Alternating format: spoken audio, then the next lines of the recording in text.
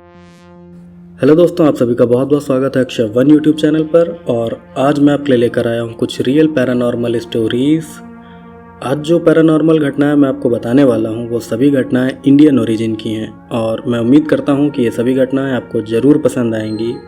वैसे दोस्तों, मैं जानता हूँ कि ये वीडियो बहुत ही लेट है और सच कहूँ तो इसके लिए मैं कोई सॉरी नहीं बोलूँगा, क्योंकि इसमें मेरी कोई गलती नहीं है। ये मेरे लिए एक श्राप की तरह है। मैं पूरी कोशिश करके भी रेगुलर वीडियो नहीं डाल सकता, ये मेरा एक श्राप है। बाकी दोस्तों, इस वीडियो के लास्ट में मैं आपको कुछ बातें बताऊंगा अपने बारे में और कुछ बातें मैं आपसे भी पूछूंगा, तो प्लीज़ आप लोग इस वीडियो को पूरा ज़रूर देखिएगा। इसके अलावा दोस्तों, अगर आपको रियल हॉरर स्टोरीज़ पढ़ना पसंद है, मतलब आपको भूतिया कहानियाँ सुनना और भूतिया कहानियाँ पढ़ना पसंद है, वैसे भूतिया कहानियाँ सुनना पसंद है तो उसके लिए तो आप मेरा ही चैनल देख सकते हैं। इसके अलावा अगर आपको भूतिया कहानियाँ पढ़ना पसंद है तो इसके लिए आप storyproofs.com वेबसाइट को विज़िट कर सकते हैं। इस वेबसाइट पर आपको काफ़ी अच्छी और रियल हॉरर स्टोरी पढ़ने को मिल जाएंगी और साथ ही इस साइट पर आप अपना भी कोई पैरानॉर्मल एक्सपीरियंस शेयर कर सकते हैं। तो दोस्तों, ये था आज का इंट्रो और अब आते हैं अपनी आज की पहली हॉरर स्टोरी पर। आज जो पहली हॉरर स्टोरी मैं आपको सुनाने जा रहा हूँ वो मैंने storyproofs.com वेबसाइट से ही ली है। ये स्टोरी मीर अमानत अली नाम के एक शख्स ने शेयर की थी और अब आगे मैं आपको उन्हीं के नज़रिए से ये पूरी घटना बताऊंगा। मेरा नाम मीर अमानत अली है। मैं वेस्ट बंगाल के एक छोटे से शहर का रहने वाला हूँ और आज मैं आपको मेरे साथ हुई एक बिल्कुल सच्ची और बहुत ही डरावनी भूतिया घटना बताने जा रहा हूँ। जो घटना आज मैं आपको बताऊंगा वो मेरे साथ आज से कई साल पहले तब हुई थी जब मैं सिर्फ 9 साल का था। दरअसल जब मैं छोटा था तब स्कूल में छुट्टियां होने पर मैं अक्सर ही अपने नाना नानी के घर चला जाता था। मेरे नाना नानी का घर एक छोटे से गांव में पड़ता है और अपने स्कूल की छुट्टियां मैं अक्सर वहीं पर बिताता था। तो इसी तरह आज से कई साल पहले जब मैं 9 साल का था तब स्कूल की छुट्टियों में मैं अपने नाना नानी के घर गया था। उस टाइम मेरे साथ मेरी एक मौसी का लड़का भी मेरे नाना नानी के घर आया हुआ था। दरअसल उस टाइम उसकी भी स्कूल की छुट्टियां चल रही थीं और वो भी अपनी छुट्टियों में घूमने फिरने के लिए ही नाना नानी के यहाँ आया हुआ था। मेरी मौसी का लड़का मुझसे 4 साल बड़ा था, इसलिए मैं उन्हें भैया कह के बुलाता था। तो नाना नानी के घर आने के बाद मैं और मेरे भैया हम दोनों साथ में खूब घूमने फिरने लगे। हम दोनों पूरा दिन घर के बाहर खेला करते थे और खूब मज़े करते थे। खैर फिर उसी दौरान हमारे गांव के पास के गांव में एक मेला भी लगा था। फिर मेले के बारे में पता चलते ही मैं और मेरे भैया हम दोनों मेला घूमने भी चले गए। हम दोनों शाम को 6 बजे मेला घूमने गए थे और रात को 10 बजे से पहले ही हमें वापस घर भी लौटना था। जिस मेले में हम घूमने गए थे वो हमारे नाना नानी के घर से लगभग 1.5 किलोमीटर की दूरी पर था और इसीलिए हम दोनों वहाँ तक पैदल ही चले गए थे। वो मेला बहुत ही बड़ा था और वहाँ घूमने में हमें बहुत ही मज़ा भी आ रहा था। खैर फिर काफ़ी देर तक मेले में घूमने के बाद मैं और भैया वापस घर आने लगे। लेकिन फिर जैसे ही हम दोनों वापस घर की तरफ लौटने लगे, ठीक वैसे ही मेरे भैया के कुछ दोस्त भी वहाँ आ गए। वो सब भी हमारे गांव के ही लड़के थे जो भैया के अच्छे दोस्त थे और वहां मिलते ही वो सब दोबारा से भैया को मेले में चलने के लिए कहने लगे। अपने दोस्तों को देखकर भैया का मन भी दोबारा से मेले में घूमने का करने लगा था। उस समय भैया भी अपने दोस्तों के साथ दोबारा मेला जाना चाहते थे, इसीलिए उन्होंने मुझसे भी थोड़ी और देर मेले में रुकने को कहा था। भैया मेले में दोस्तों के साथ कुछ और समय बिताना चाहते थे, लेकिन मेरा वहाँ रुकने का बिल्कुल भी मन नहीं हो रहा था। खैर फिर मैंने भैया से कह दिया कि आप दोस्तों के साथ घूम कर आ जाना और तब तक मैं अकेले ही घर चला जाता हूँ। बचपन में मैं बहुत ही जिद्दी हुआ करता था, इसलिए उस रात अपनी जिद की वजह से ही मैं अकेले ही घर जाने के लिए निकल पड़ा। मेले से हमारे घर तक एकदम सीधा रास्ता जाता था, इसलिए घर तक पहुँचने में मुझे कोई परेशानी नहीं होने वाली थी। खैर फिर भैया से घर जाने का बोलकर मैं अकेले ही घर की तरफ चल पड़ा। घर जाते समय भैया ने मुझे अपनी एक छोटी सी टॉर्च भी दी थी, क्योंकि रात के समय गांव में अंधेरा बहुत हो जाता है। मेले से हमारे घर की तरफ जो सीधा रास्ता जाता था, उस रास्ते के बीच में एक कब्रिस्तान भी पड़ता था। वो कब्रिस्तान मेरे नाना नानी के घर से लगभग 500 मीटर पहले पड़ता था और उस कब्रिस्तान के आसपास का इलाका भी काफ़ी सुनसान हुआ करता था। वैसे तो वो कब्रिस्तान रात के समय बहुत ही डरावना लगता था, लेकिन मैं भूत प्रेत जैसी चीज़ों पर भरोसा नहीं करता था, इसलिए उस रात मुझे वहाँ से गुजरने में बिल्कुल भी डर नहीं लग रहा था। खैर फिर मैं अकेले ही उस सुनसान रास्ते से होता हुआ घर की तरफ जाने लगा। उस रास्ते पर जाते हुए मैंने भैया की दी हुई टॉर्च भी जला ली थी। हालांकि उस टॉर्च से ज़्यादा रोशनी नहीं हो रही थी, लेकिन फिर भी चांदनी रात होने की वजह से मुझे रास्ता बिल्कुल साफ साफ दिखाई दे रहा था। खैर फिर थोड़ी देर चलने के बाद मैं उस रास्ते पर पड़ने वाले कब्रिस्तान के पास आ गया। उस कब्रिस्तान के पास काफ़ी सारे पेड़ लगे हुए थे जो रात के समय दिखने में बहुत ही डरावने लग रहे थे। न जाने क्यों उस कब्रिस्तान के पास आते ही मुझे बहुत डर सा लगने लगा था। उस समय मैं किसी भी पैरानॉर्मल चीज़ पर विश्वास नहीं करता था, लेकिन तब भी न जाने क्यों उस कब्रिस्तान के पास आते ही मेरे मन में एक अजीब सा डर आने लगा था। हालांकि मैं उस टाइम बहुत डरा हुआ था, लेकिन तब भी मैं किसी तरह हिम्मत जुटाकर अपने घर की तरफ बढ़ता जा रहा था। लेकिन फिर चलते चलते जैसे ही मैं उस कब्रिस्तान के बिल्कुल सामने आया, वैसे ही मुझे ऐसा महसूस होने लगा कि जैसे पास में लगे पेड़ के ऊपर से कोई मुझे घूर रहा है। फिर घूरे जाने का एहसास होते ही मैंने फ़ौरन ही पास में लगे एक पेड़ के ऊपर अपनी नज़र घुमा दी। लेकिन फिर पेड़ के ऊपर नज़र घुमाते ही मैंने एक ऐसा भयानक नज़ारा देखा जिसे देखकर डर के मारे मेरी जान मेरे हलक में आ गई। दरअसल पेड़ की तरफ नज़र घुमाते ही मैंने देखा कि उस पेड़ की एक डाल के ऊपर इंसान जैसा कोई भयानक जीव बैठा है। मैं उस जीव को इंसान जैसा इसलिए कह रहा हूँ क्योंकि उसका आकार दिखने में बिल्कुल किसी इंसान जैसा था, लेकिन वो कोई इंसान नहीं हो सकता था क्योंकि उसका पूरा शरीर काले धुएं से बना लग रहा था। इसके अलावा उसकी आंखें भी बिल्कुल सफ़ेद रंग की थीं, जो कि घने अंधेरे में भी किसी बल्ब की तरह चमक रही थीं। वो भयानक जीव पेड़ के ऊपर से सीधा मुझे ही घूर रहा था और उसको देखकर मैं खौफ से कांप उठा था। उस जीव को देखकर मैं इतना ज़्यादा डर गया था कि उस टाइम मेरे दिमाग ने डर के मारे काम करना ही बंद कर दिया था। उस समय डर के मारे कुछ देर के लिए मैं अपनी जगह पर ही जम गया था, लेकिन फिर कुछ सेकंड बाद जब मेरे दिमाग ने काम करना शुरू किया तब मुझे समझ आया कि अब मुझे वहाँ से निकलना होगा। फिर ये बात दिमाग में आते ही मैं अपनी पूरी ताकत लगाकर वहाँ से भागने लगा। मैं भागता हुआ सीधा घर की तरफ जा रहा था। फिर कुछ ही देर में मैं अपने घर भी पहुँच गया।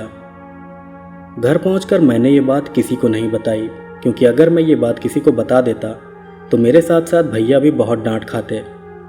इस एक घटना के बाद मैंने रात के समय उस रास्ते से निकलना बिल्कुल बंद कर दिया था। मेरे साथ हुई एक बिल्कुल सच्ची पैरानॉर्मल घटना है। इस घटना के बारे में सोचकर मैं आज भी डर से कांप उठता हूँ। दोस्तों, ये थी पहली रियल हॉरर स्टोरी जो कि मैंने storyproofs.com से ली थी, और अब मैं आपको सुनाता हूँ एक और बिल्कुल रियल हॉरर स्टोरी। दोस्तों, अब जो हॉरर स्टोरी मैं आपको सुनाने जा रहा हूँ वो कर्नाटक में रहने वाले बालचंद्र नाम के एक शख्स ने शेयर की है।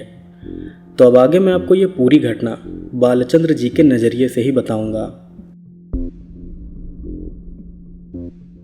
मेरा नाम बालचंद्र है, मैं कर्नाटक का रहने वाला हूँ और आज मैं आपको एक बहुत ही डरावनी पैरानॉर्मल घटना बताने जा रहा हूँ। जो घटना मैं आज आपको बताऊंगा वो आज से लगभग 50 साल पहले हुई थी और यह घटना मुझे मेरे दादाजी ने बताई थी। मेरे दादाजी एक नो नॉनसेंस टाइप के इंसान थे, इसलिए उनकी बताई इस घटना पर मुझे पूरा विश्वास है। लेकिन आप इस घटना को सच मानते हैं या नहीं, ये पूरी तरह से आपके ऊपर है। मेरे दादाजी आज इस दुनिया में नहीं हैं, लेकिन उनकी बताई ये घटना मुझे आज भी बहुत अच्छे से याद है। खैर, अब मैं आपको वो घटना बताता हूँ। तो ये बात आज से लगभग 50-55 साल पहले की है।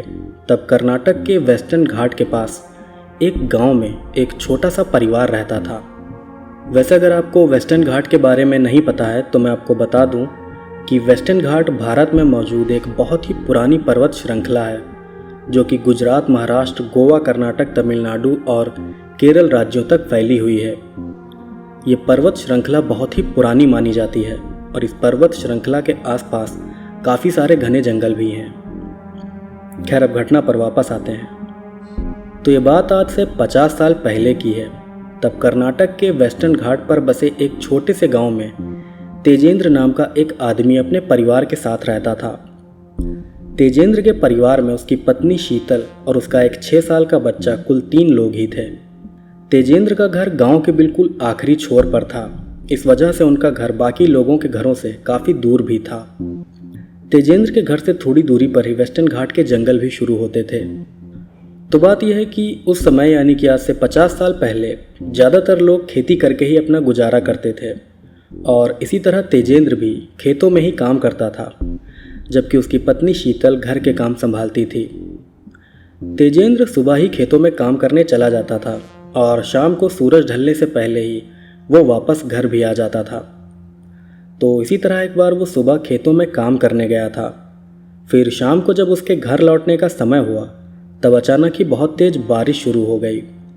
बारिश होने की वजह से तेजेंद्र शाम होने के बाद भी घर नहीं लौट पाया था। उस रात बारिश की वजह से तेजेंद्र को घर लौटने में देर हो रही थी, जबकि घर पर उसकी पत्नी उसके घर लौटने का इंतजार कर रही थी। एक तरफ बारिश रुकने का नाम नहीं ले रही थी, जबकि दूसरी तरफ चिंता में डूबी उसकी पत्नी उसके इंतजार में बैठी हुई थी। फिर जब उस रात काफ़ी देर तक तेजेंद्र घर नहीं लौटा तब शीतल उसका इंतजार करते करते सो गई। फिर शीतल के सोने के कुछ देर बाद ही एक अजीब आवाज़ से उसकी नींद खुल गई। वो आवाज़ ऐसी थी जैसे कोई इंसान बहुत दर्द से कराह रहा हो। देर रात ऐसी भयानक आवाज़ सुनकर शीतल घबरा गई थी, लेकिन जब उसने उस आवाज़ को ध्यान से सुना तब उसे समझ आया कि वो आवाज़ उसके घर के बाहर से आ रही है। इसके बाद जब शीतल ने हिम्मत दिखाते हुए अपने घर का दरवाज़ा खोलकर देखा तब उसे पता चला कि वो आवाज़ किसी और की नहीं बल्कि उसके पति तेजेंद्र की है। तेजेंद्र ही अपने घर के पास बैठकर दर्द से कराह रहा था। उस समय तेजेंद्र की हालत बहुत ही खराब लग रही थी और उसको ऐसी हालत में देखकर शीतल बहुत घबरा भी गई थी। फिर शीतल ने तेजेंद्र को पकड़कर उससे कहा कि क्या हुआ आपको? आप ऐसे आवाज़ क्यों निकाल रहे हैं? जल्दी से अंदर चलिए, बाहर बारिश हो रही है। शीतल तेजेंद्र को घर के अंदर आने को कह रही थी, लेकिन वो उस समय अपना होश खोकर घर के बाहर ही बैठा हुआ था। उस समय तेजेंद्र बिल्कुल भी होश में नहीं था, यहाँ तक कि उसकी आंखें भी बिल्कुल किसी लाश के जैसी बेजान हो गई थीं। अपने पति की ऐसी हालत देखकर शीतल बहुत डर गई थी और इससे भी बुरी बात तो ये थी कि इतनी रात को वो किसी को मदद के लिए बुला भी नहीं सकती थी। फिर ऐसे हालात में शीतल अपने घर के अंदर ही बैठ गई। वो रात भर जागते हुए अपने पति को दर्द से कराहते देखती रही। तेजेंद्र भी रात भर बारिश में भीगता हुआ घर के बाहर ही बैठा रहा। इसके बाद अगले दिन सुबह होते ही तेजेंद्र को होश आ गया। अब बारिश भी बंद हो गई थी। फिर होश आने के बाद शीतल ने तेजेंद्र से पूछा कि आखिर कल रात उसे हुआ क्या था। तब शीतल की बात पर तेजेंद्र ने उसे जो बताया वो सुनकर शीतल बहुत डर गई और साथ ही बीती रात की पूरी घटना भी समझ गई। दरअसल तेजेंद्र ने उसे बताया कि कल बारिश शुरू होने के बाद वो काफ़ी देर तक बारिश के रुकने का इंतज़ार करता रहा, लेकिन जब काफ़ी देर इंतज़ार करने के बाद भी बारिश बंद नहीं हुई तब वो जंगल के अंदर से एक शॉर्टकट रास्ते से होते हुए घर आने लगा। गांव के लोग उस रास्ते को भूतिया मानते थे, इसलिए वो दिन ढलने के बाद कभी भी उस रास्ते से नहीं जाते थे। लेकिन उस रात जल्दी घर पहुंचने के लिए तेजेंद्र उसी रास्ते से घर आ रहा था।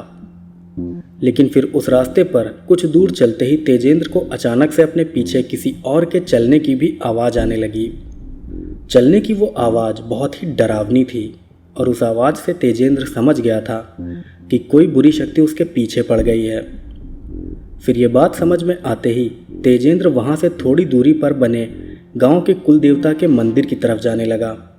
उन कुलदेवता का मंदिर भी उसी जंगल के पास में था और गांव के सभी लोगों का मानना था कि वो कुलदेवता गांव के लोगों को बुरी शक्तियों से बचाते हैं।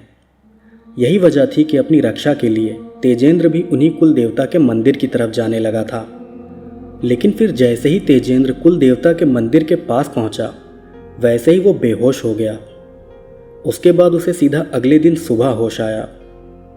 इस पूरी घटना से तेजेंद्र और उसकी पत्नी दोनों समझ गए थे कि उनके गांव के कुलदेवता ने उस बुरी शक्ति से उनकी रक्षा की थी। दरअसल गांव के लोगों का मानना था कि उनके गांव के कुलदेवता अपने पास आने वाले किसी भी शख्स के पीछे पड़ी बुरी शक्ति को उसके घर के अंदर नहीं जाने देते हैं। यही वजह थी कि उस रात तेजेंद्र अपने घर के अंदर नहीं जा पाया था। उस रात कुल देवता ने तेजेंद्र के पीछे लगी बुरी शक्ति को उसके घर के बाहर ही रोक कर उसे भगा दिया था। ये बात पता चलने पर तेजेंद्र अपने परिवार के साथ फिर से कुल देवता के दर्शन करने और उनके प्रति अपना आभार व्यक्त करने गया था। यह घटना कर्नाटक के वेस्टर्न घाट के पास आज से लगभग 50 साल पहले हुई थी और मेरे दादाजी ने ही मुझे यह घटना बताई थी। दोस्तों, ये थी दूसरी इंडियन हॉरर स्टोरी और अब मैं आपको सुनाता हूँ ऐसे ही एक और बिल्कुल सच्ची घटना। अब जो घटना मैं आपको बताने वाला हूँ वो उत्तराखंड से हरीश जी ने शेयर की है। तो आगे मैं आपको ये पूरी घटना हरीश जी के नज़रिए से ही बताऊंगा।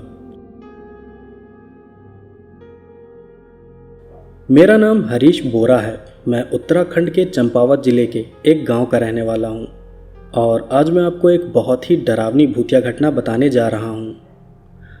जो घटना मैं आज आपको बताने वाला हूं वो मेरे पैदा होने से भी पहले मेरे परिवार के साथ हुई थी। यह घटना मुझे मेरे परिवार के लोगों ने ही बताई है और यह घटना बहुत ही डरावनी भी है। खैर, अब मैं आपको यह घटना डिटेल से बताता हूँ। तो ये बात साल 1995 की है, यानी कि आज से लगभग 30 साल पहले की। तब एक बार मेरे दादाजी पड़ोस के एक गांव की शादी में गए थे। उस समय गाड़ी वगैरह कम ही चलती थी और ज़्यादातर लोग साइकिल से ही चलते थे। उस समय मेरे दादा के पास भी एक साइकिल थी और वो उसी से अपना आना जाना करते थे। दोस्तों, यहाँ पर एक और बात मैं आपको बता देना चाहूँगा। बात यह है कि जो घटना मैं आज आपको बता रहा हूँ वो उस समय की है जिस समय मेरे मम्मी पापा की नई नई शादी हुई थी। मतलब उस समय मेरे मम्मी पापा के कोई भी औलाद नहीं हुई थी, ना मैं ना मेरा भाई। खैर, अब घटना पर वापस आते हैं। तो आज से लगभग 30 साल पहले मेरे दादाजी अपनी साइकिल लेकर पड़ोस के गांव में एक शादी अटेंड करने गए थे। दादाजी दोपहर को ही शादी वाली जगह पहुंच गए थे और वहां पहुंचकर उन्होंने शराब भी पी थी। फिर रात को 10 बजे मेरे दादा खाना खाकर शादी से वापस घर आने लगे।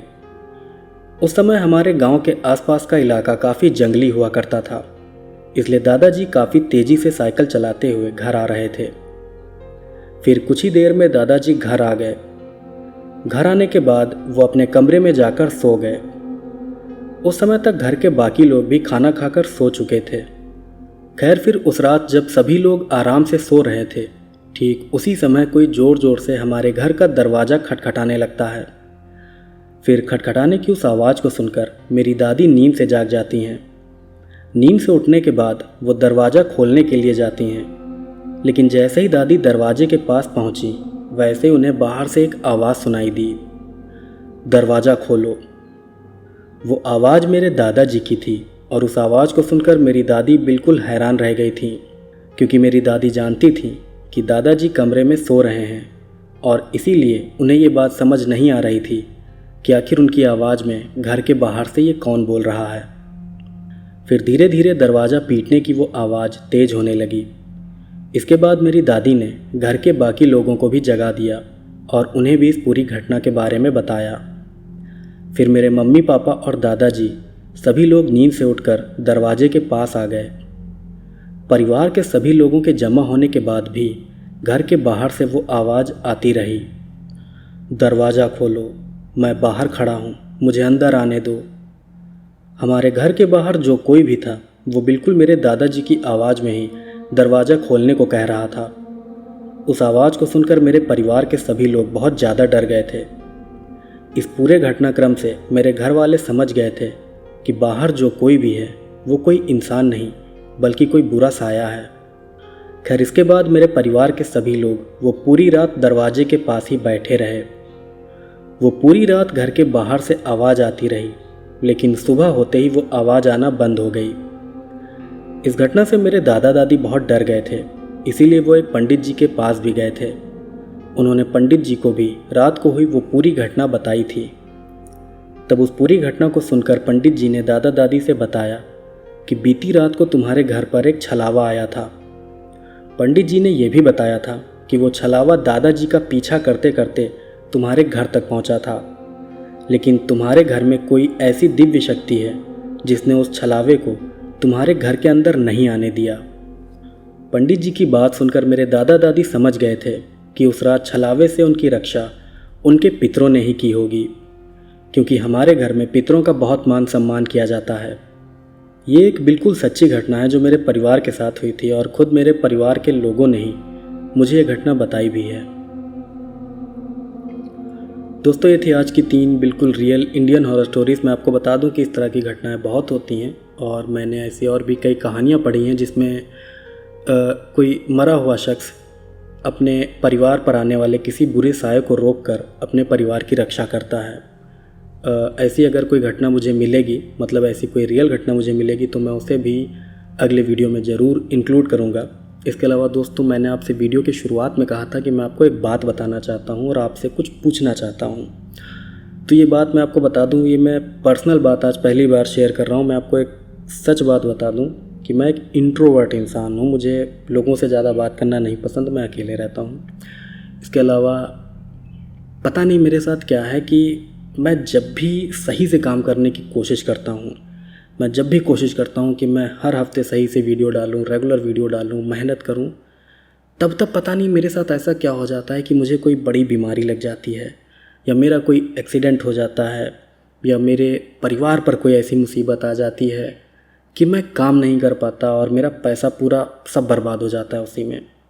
और ऐसा मेरे साथ लगभग 3 या 4 साल से हो रहा है। 3 साढ़े 3 साल से मेरे साथ ये हो रहा है कि मतलब मैं अपना काम बिल्कुल नहीं कर पाता। अभी इधर बीच मैं वीडियो नहीं डाल पाया हूँ। ये समझ लीजिए 15 तारीख आज हो रही है और मैंने पिछले महीने एक वीडियो डाला था। ये 15 दिन का गैप इसलिए हो गया क्योंकि मेरा अंगूठा टूट गया है, मेरे पैर का अंगूठा, और वो भी ज़मीन से टकराया था, मतलब एक दीवार से टकरा गया था जल्दी में, और वो थोड़ा सा टूट गया। वो अभी भी मैं पट्टी बांध कर बैठा हूँ और बहुत दर्द हो रहा है। मैं दर्द की दवा खाकर ये वीडियो रिकॉर्ड कर रहा हूँ और मुझे भी लगता है कि शायद मेरे ऊपर कोई साया है, क्योंकि जब मैं अकेले रहता हूँ तो मेरे साथ कुछ अजीब चीज़ें होती हैं। हालांकि मैं इन चीज़ों पर ज़्यादा ध्यान नहीं देता हूँ, लेकिन ये चीज़ें नेगेटिवली बहुत ज़्यादा इफ़ेक्ट करती हैं। सबसे ज़्यादा ये फाइनेंशियल कंडीशन को इफ़ेक्ट करती हैं और काम धंधे को बहुत नुकसान पहुंचाती हैं। इंसान को मेंटली इतना ज़्यादा टॉर्चर करती हैं कि वो बहुत गलत सोचने लगता है। तो दोस्तों, मेरा आपसे बस एक सवाल है दोस्तों कि मैं इसका क्या उपाय कर सकता हूँ। मतलब मैं ऐसा क्या करूँ कि मैं इस नेगेटिविटी को हटा सकूँ अपने जीवन से। क्योंकि मैं जब कोई काम करता हूँ सही से, जब भी कोई भी काम करता हूँ, तब उस काम में बाधा आती है और मुझे फिज़िकली और फाइनेंशियली बहुत नुकसान होता है।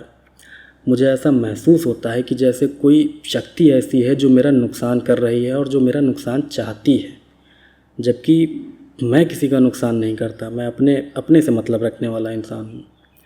तो दोस्तों, मैं आपसे आज ये बात कहता हूँ, पर्सनली आपसे ये बात कहता हूँ, अपना भाई समझकर, अपना दोस्त समझकर, कि आप लोग मुझे बताइए कि मैं ऐसा क्या करूँ कि मैं अपने जीवन से नेगेटिविटी हटा सकूँ। मैं क्या करूँ?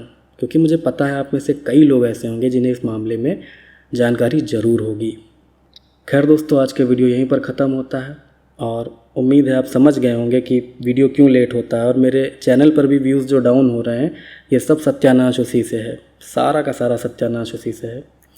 वैसे अगर आपको मेरी स्टोरीज़ पसंद आती हैं तो प्लीज़ आप मेरे वीडियो लाइक कीजिएगा, कमेंट करके बताइएगा जो मैंने आपसे पूछा है कि मैं नेगेटिविटी कैसे हटाऊं। इसके अलावा अगर आप चैनल पर नए हैं तो प्लीज़ आप चैनल को भी ज़रूर सब्सक्राइब कीजिएगा। पैर मेरा लगभग ठीक है, ठीक क्या है, मतलब चल रहा है। मैं कोशिश करूँगा अब अगले हफ्ते मैं टाइम से वीडियो अपलोड कर सकूँ।